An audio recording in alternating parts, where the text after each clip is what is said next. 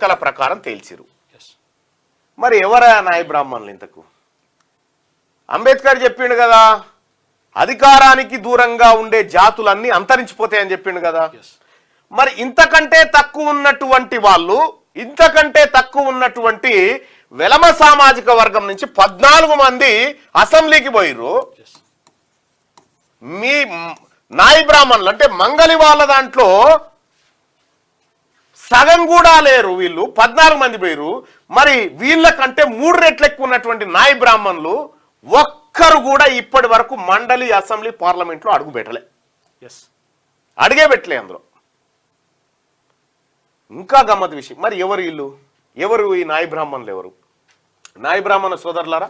ఎవరైనా ఈ లైవ్ చూస్తూ ఉంటే మీ నాయ బ్రాహ్మణ గ్రూప్లో షేర్ చేయండి. నేను చెప్పి చాలా కీలకమైనటువంటి అంశం. మీ దోస్తులు ఎవరైనా నాయ బ్రాహ్మణ సోదరులు ఉంటే, మంగళి సోదరులు ఎవరైనా మీ దోస్తులు